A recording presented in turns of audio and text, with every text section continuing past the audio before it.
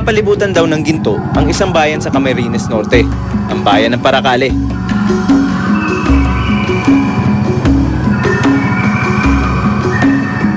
Kaya hindi kataka-taka na kahit saan ay may makikita kang nagmimina. Iba't iba ang paraan nila para makakuha ng ginto. Isa siguro sa pinakakakaibang paraan ng pagmimina ng ginto na nakita ko dito sa Paracale, ito, yung tinatawag nilang vacuum. Dito sa Balsanto, nangyayari yung operation ng paghahanap ng ginto. Ang ginagawa ng mga tao nakasakay dito, gumagamit sila isang malakas na vacuum para ma-suction yung ilalim, yung pinaka-ilalim ng tubig, at kinukolekta nila yung mga sediments, yung mga bato. Nasaksiyan ko ang mga panganib na kanilang sinusuong. Gamit ng malaking tubo, sisisid ang compressor diver para ilagay ito sa ilalim ng tubig. Nako namin sa buhangin para makahigit ng buhangin para dumandit sa kahon. Para lumakas-lakas, kakabig ng kaunti para mas maraming buhangin ang dumaan sa kahon. So ito, nakikita nyo yung operation na nangyayari sa likod ko. Ito yung pagbabacuum na ginagawa nila. Etong murky na tubig na nasa tabi ko ngayon, kasalukuyang may nagbabacuum dun sa ilalim.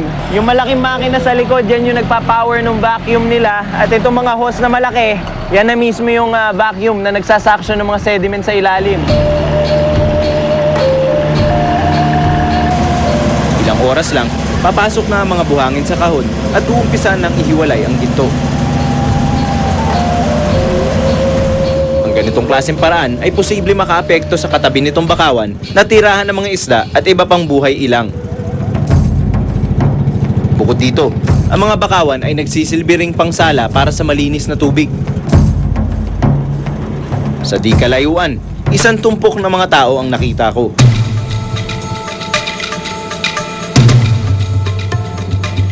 Ibang klase naman ng pagmimina ang kanilang ginagawa.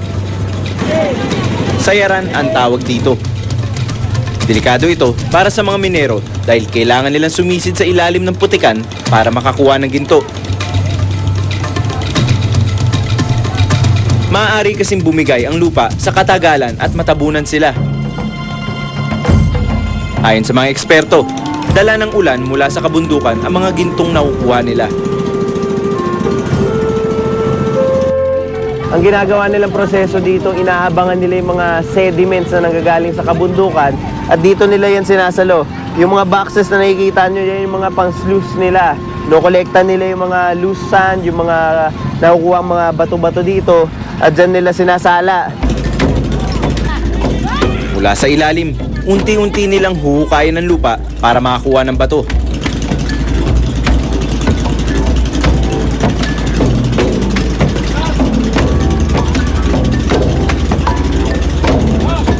% ng mga tao dito ay sa pagmimina umaasa.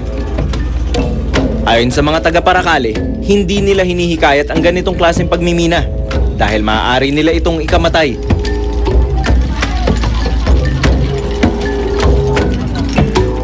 Pero hindi lang daw sa tubig makakita ng ginto.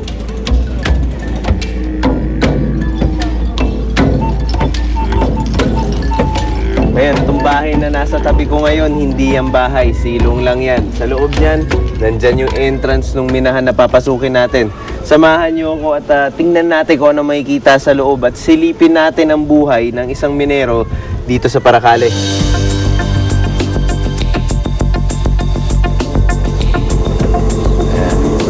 Kuya, ikaw bang kasama ko? Okay, tara. Sa pagpasok ko sa kubo, dama ko na hindi magiging madali ang pagpunta ko sa minahan.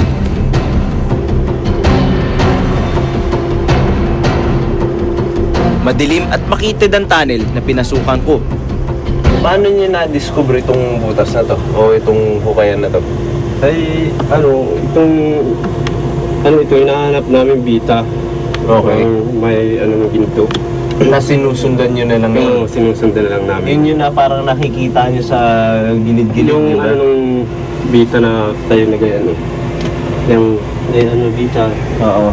Yan ang sinususog na namin palalim. Ito, anong gagawin mo ngayon? Ha? Ano tong gagawin mo ngayon? Bibirahin ko yung tao. Ah, okay. Para maakyat daw. Aakyat. Ayan. So makita nyo, ito yung kanilang pulley.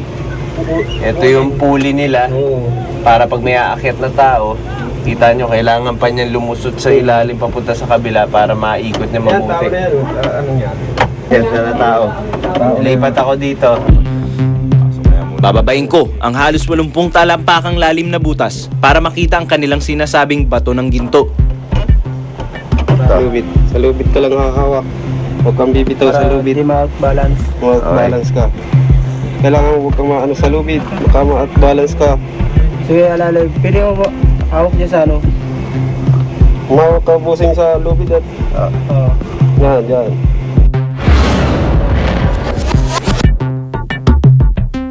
Maging ang kailaliman nito ay puno na maipagpamalaking yaman tulad ng ginto. Sa lubid. Sa lubid ka lang hahawak. Huwag kang bibitaw sa lubid. Hindi ma-balance. Alam nyo ba na ang ganito mga plastic na bote ay may pakinabang pa? Ang 20 plastic bote na gaya nito, makakagawa naman ng isang t-shirt. At 80 bote naman ang kailangan para makabuo ng isang kumot. At ang isang classroom, kayang maipatayo ng 12,000 bottles.